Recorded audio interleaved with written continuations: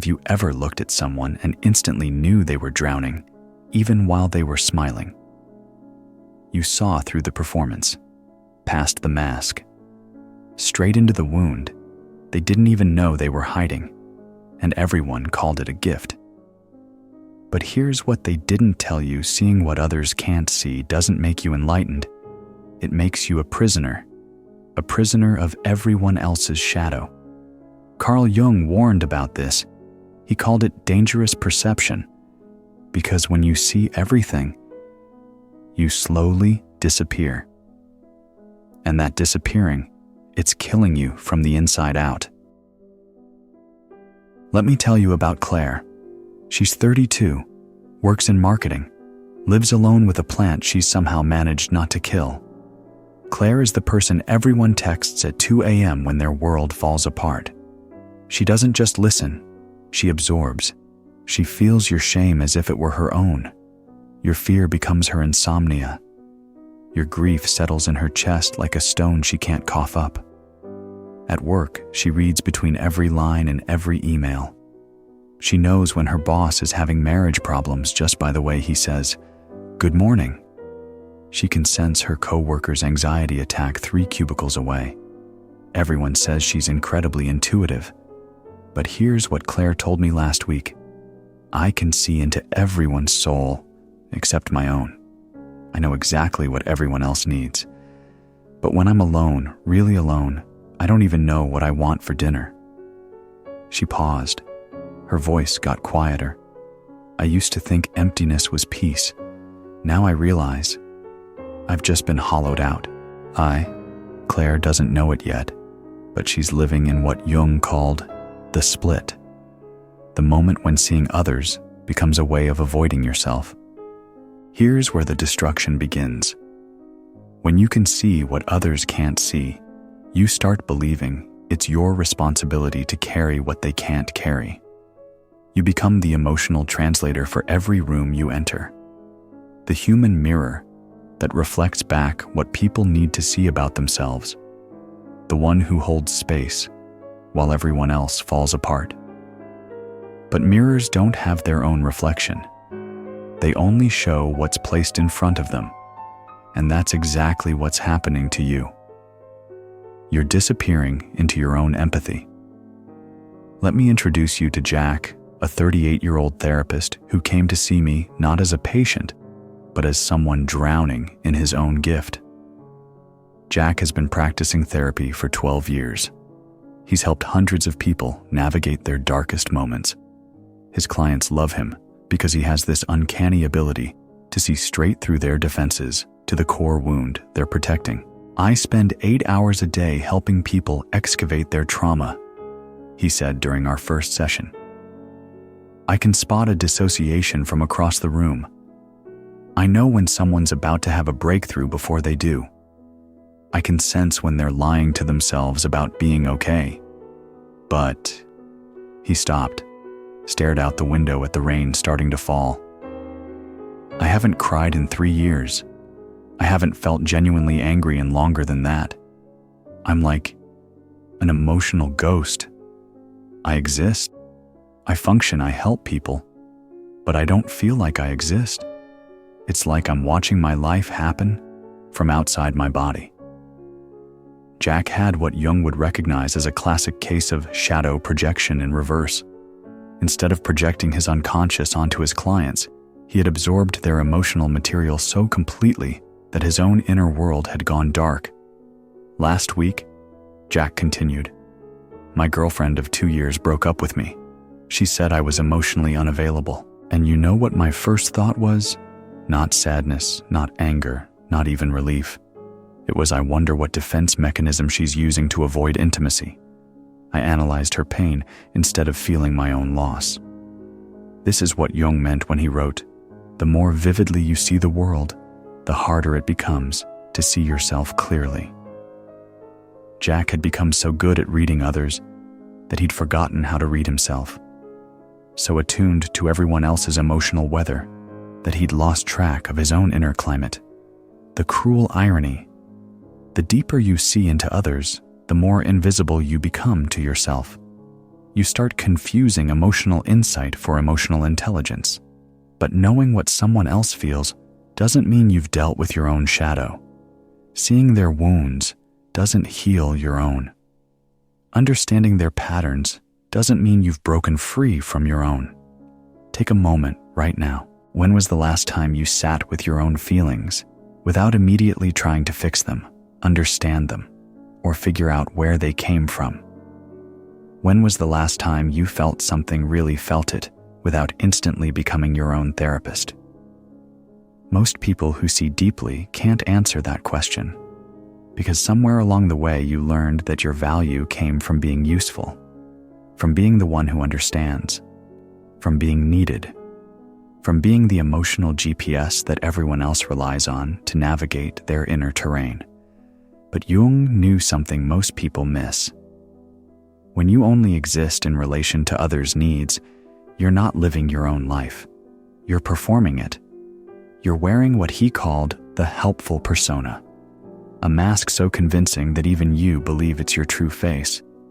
But underneath that mask is a shadow, your shadow, the part of you that's tired of carrying everyone else's darkness, the part that's angry about being the eternal emotional janitor cleaning up messes you didn't make, the part that wants to scream, "What about me? What about my pain? What about my needs?" The part that wants to be seen, not just seeing, to be held, not just holding, to be understood, not just understanding. And that shadow, it's been trying to get your attention for a very long time, through that inexplicable exhaustion that no amount of sleep can cure, through that vague sadness that visits you in quiet moments, through that voice that whispers, "I don't even know who I am anymore." But instead of listening to that voice, you've learned to drown it out by focusing on someone else's crisis. You've made yourself indispensable to others because being needed feels safer than facing the terrifying question, "Who am I when I'm not useful to someone else?" Here's the truth. Nobody talks about your gift of seeing isn't destroying you because it's too much. It's destroying you because you're using it to run away from yourself. Every time you dive into someone else's pain, you avoid your own. Every time you solve their puzzle, you ignore the pieces of yourself scattered on the floor. Every time you become fascinated by their psychological patterns, you neglect the patterns that are keeping you trapped in a life that feels like it belongs to someone else. You've become addicted to being needed, because being needed feels safer than being known. Because being indispensable means people won't leave. Because being useful means you don't have to face the scariest possibility of all, that if you stopped performing, if you stopped helping, if you stopped being everyone's emotional support system, maybe nobody would want to be around the real you. Let me ask you something, and I want you to really sit with this. What if the reason you can see so deeply into others is precisely because you refuse to look that deeply into yourself? What if your emotional X-ray vision is actually a sophisticated defense mechanism, a way to stay perpetually focused outward, so you never have to turn that same penetrating gaze inward? Jung had a term for this, but not the projection you might think. Most people project their unconscious onto others. They see their own unresolved issues reflected in everyone around them. But people like you do something even more dangerous. You project yourself onto others. You become so busy being their mirror that you forget you're supposed to have your own reflection. This is why Claire feels empty, why Jack feels like a ghost, why you might be watching this video at 2 a.m., wondering why your chest feels heavy, even though your life looks fine on paper. Why you can solve everyone else's problems but can't figure out why you feel so lost in your own life. You're not broken. You're not too sensitive. You're not cursed with some overwhelming gift that makes normal life impossible. You're homesick. Homesick for yourself. Remember when you were a child, before you learned that love meant understanding everyone else's feelings before your own. Before you discovered that being intuitive earned you attention and approval. That being authentically yourself never did. Before you realized that seeing others' pain made you feel special, needed, important. That child had preferences. That child had desires that had nothing to do with anyone else's needs. That child laughed without analyzing why something was funny. That child got angry without immediately trying to understand the root cause. That child wanted things, simple things, complicated things, impossible things, without questioning whether those wants were valid or selfish or too much. That child is still inside you, and she's been trying to get your attention through the only language she knows, that inexplicable sadness that visits you in quiet moments, that restlessness that no amount of helping others can cure, that voice that whispers, "I don't even know who I am anymore," that ache that feels like grief, but you can't name what you're grieving. You're grieving yourself, the self you abandoned in order to become what everyone else needed. Here's what I need you to understand. That voice isn't your brokenness speaking. It's your wholeness calling you home. It's your soul saying, "I'm still here. I've been waiting. I know you forgot about me while you were taking care of everyone else, but I'm still here." Jung wrote, "The most terrifying thing is to accept oneself completely." And for people who see deeply, accepting yourself means accepting that you can't and shouldn't carry everyone else's shadow. It means admitting that your empathy, as beautiful as it is, has become a hiding place, a way to avoid the more difficult work of feeling your own feelings, facing your own fears, pursuing your own dreams. It means facing the scariest question of all. Who are you when you're not being useful to someone else? When you're not the wise one, the insightful one, the one who always knows what to say, when you're just you, flawed, confused human you? The answer to that question isn't something you figure out through analysis. It's not something you can think your way to. It's something you remember, something you feel your way back to, something you have to be brave enough to want. But first, you have to stop running. Stop translating everyone else's emotions. Stop being everyone's emotional GPS. Stop making yourself available for every crisis that isn't yours. You have to turn your gift of seeing inward. And that's where the real work begins. That's where your life, your actual life, not the performance of a life, starts. The moment everything changes isn't when you stop seeing others clearly. It's when you start seeing yourself with the same compassion you've given to everyone else. I want to tell you about the conversation that changed Claire's life. It was a Tuesday evening. She was sitting in her car outside her apartment building after another draining day of being everyone's emotional support system. Her phone was buzzing with texts. Rebecca needed advice about whether to text her ex. Her coworker Julia was having a panic attack about a presentation. Her sister wanted to vent about their mother's passive-aggressive comments at dinner last Sunday. Claire stared at the notifications lighting up her phone screen. And for the first time in years, instead of immediately responding, she said out loud to her empty car, "I'm so tired of being everyone else's answer." The words hung in the air. She'd never said it before, never even let herself think it, because thinking it felt selfish. But there, it was the truth she'd been running from. I'm tired of being the one everyone turns to. I'm tired of having insights about everyone else's life while mine feels like a blank page. I'm tired of being needed, but never known. Then she paused and asked a question she'd never allowed herself to ask. What if I stopped? What if I just stopped being available for everyone else's crisis? What would happen? The first answer that came to her was pure fear. They'd be disappointed. They'd think I don't care. They'd think I'm selfish. They'd leave. I'd be alone. But then, underneath that fear, she heard something else. Something quieter, but truer. Maybe I'd finally have space to hear my own thoughts. Maybe I'd find out what I actually want instead of spending all my energy figuring out what everyone else needs. This is the turning point Jung wrote about in his work on individuation, the moment when you stop living your life in reaction to others and start living it in response to yourself. When you stop being a supporting character in everyone else's story and remember that you're the protagonist of your own. It doesn't mean becoming selfish. It means becoming self-aware. It doesn't mean stopping your compassion.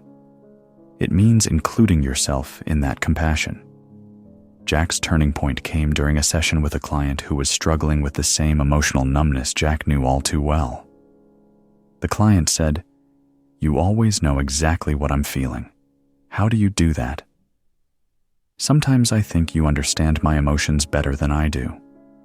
And for the first time in his 12-year career, Jack answered with complete honesty, "Because I've spent so many years avoiding my own feelings that I've become an expert at everyone else's.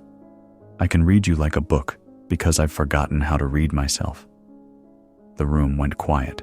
His client looked at him with something Jack had never seen before, not admiration for his insight, but recognition. Recognition of another human being struggling with his own shadows, his own wounds, his own journey toward wholeness. "That sounds lonely," his client said softly. And Jack felt something crack open in his chest. Not the professional composure he'd worn for years, but something raw and real and his. "It is," he whispered. "It's so lonely." That's when Jack realized his gift wasn't his ability to see into others. His gift was his capacity to be human. And he'd been hiding that gift behind a mask of professional insight, therapeutic distance, emotional unavailability. The work isn't about seeing less. It's about feeling more. More of yourself. More of your own needs and desires and fears and dreams.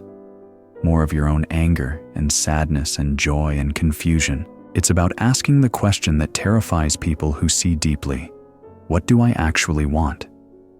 Not what would make others happy. Not what would be most helpful. Not what would keep the peace or avoid conflict or maintain harmony. What do I want? If that question scares you, good. It should. Because it's the question that leads you home to yourself. It's the question that breaks the trance of being everyone else's mirror and reminds you that you have your own reflection, your own light, your own shadow worth knowing. Coming home to yourself after years of living in other people's emotions feels like learning to walk again. At first, you don't trust the ground beneath your feet. You'll sit in silence and feel guilty for not helping someone. You'll have a feeling and immediately wonder whose feeling it actually is. Did you absorb this from your anxious coworker? Or is this genuinely your own anxiety about the project deadline?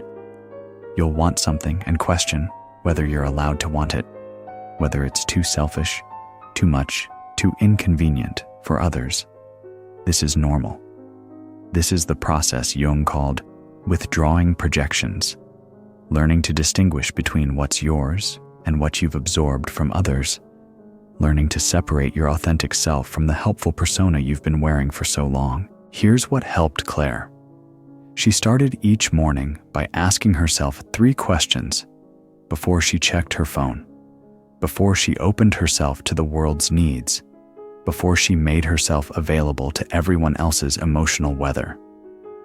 How do I feel right now? Not how should I feel, not how would others want me to feel, but how do I actually feel in this moment? What do I need today? Not what do others need from me, but what do I need for myself to feel grounded, nourished, alive? What wants to emerge from me not for others, but for me? What creative impulse, what desire, what dream is trying to surface from, beneath all the layers of helpfulness? Simple questions. Revolutionary practice. Because here's what she discovered underneath all that absorbed emotion was a person. A real person with preferences and opinions and desires that had nothing to do with anyone else's expectations or needs. She liked thunderstorms, the way they made the air feel electric and alive. She preferred tea over coffee, but had been drinking coffee for years because that's what her office culture demanded. She wanted to learn pottery, to feel clay between her fingers, to create something beautiful with her hands, instead of just processing other people's emotional material all day. She was angry about climate change, genuinely angry, not just intellectually concerned. She missed her grandmother who had died 3 years ago, and she'd never properly grieved because she'd been too busy helping her family members process their grief. She dreamed about traveling to Iceland, about seeing the northern lights, about standing in a landscape so vast and wild that her problems would shrink to their proper size. These weren't profound realizations. They were human realizations, the kind that only seem small until you realize you'd forgotten they existed. Jack's return looked different. He started ending his therapy sessions 5 minutes early, just to sit in the silence of his own presence. No analyzing, no processing, no trying to figure out what his feelings meant or where they came from. Just being with himself the way he'd learned to be with his clients, with patience and curiosity, instead of judgment. He discovered that his feelings weren't as scary as he'd thought. His anger wasn't violent or destructive. It was protective, trying to guard the parts of himself he'd abandoned. His sadness wasn't clinical depression. It was grief for all the years he'd spent hiding from himself behind his professional competence. Your return will look different too. But here's what remains the same. It requires you to treat yourself as worthy of the same attention, the same curiosity, the same gentle investigation you've given to everyone else. It requires you to believe that your inner world is as valid and valuable as the inner worlds you've been so carefully tending. That your dreams matter as much as everyone else's problems. That your needs are as legitimate as everyone else's crises. It requires you to remember you are not just a mirror for others to see themselves clearly. You are a soul with your own reflection, your own light, your own shadow worth knowing and integrating. The gift of deep seeing doesn't go away when you come home to yourself. It gets richer, more nuanced, more useful, because now you're seeing from wholeness instead of emptiness, from choice instead of compulsion, from love instead of need. You become someone who can hold space for others without losing space for yourself, someone who can offer genuine compassion instead of codependent absorption, someone who can see deeply because you're grounded in your own depth, rooted in your own truth. So here you are, not broken for seeing too much, not selfish for wanting to be seen, not weak for being tired of carrying what was never yours to carry in the first place. Here you are, finally ready to turn your gift of perception toward the one person who's been waiting the longest for your attention yourself. Jung once wrote, "The privilege of a lifetime is to become who you truly are." But he also knew that privilege comes with a price. You have to stop being who everyone else needs you to be. You have to disappoint some people. You have to let some conversations end without fixing them. You have to say, "I don't know," when asked to solve problems that aren't yours to solve. You have to become unavailable for everyone else's crisis so you can become available for your own healing. You have to withdraw your energy from everyone else's drama so you can invest it in your own growth, your own dreams, your own becoming. This isn't selfish. This is sacred. This is the work Jung called individuation, becoming the person you were meant to be before the world taught you to be what it needed. Because the world doesn't need more people who see everything and feel nothing. The world doesn't need more emotional mirrors or human processing units for other people's pain. The world needs people who see clearly because they feel deeply, starting with themselves. The world needs people who have done their own shadow work, who have integrated their own darkness, who have learned to love themselves with the same fierce tenderness they offer to others. If you've recognized yourself in every word of this video, This is your moment, not to fix yourself, you were never broken, but to remember yourself, to come home to the person you were before you learned that love meant disappearing into other people's needs. Take a breath right now. Feel your own chest rising and falling. Notice your heartbeat, the weight of your body, the sensation of being alive in your own skin. Notice that you exist not just as a mirror for others, but as a person worthy of being seen, known, loved for who you are, not just for what you can provide. In the comments below, I want you to write one sentence, just one. I see too much, but I'm ready to see myself now. Let it be your declaration, your permission slip, your invitation to come home to yourself. Let it be the first words you speak as someone who chooses wholeness over usefulness, authenticity over approval, self-love over self-sacrifice. Because your soul is tired of reflecting everyone else's light. It wants to shine with its own radiance. It wants to be known for its own beauty, its own complexity, its own perfectly imperfect humanity. And that light, your light, not the light you reflect, but the light you are, is what the world has been waiting for. Welcome home to yourself. The journey begins now.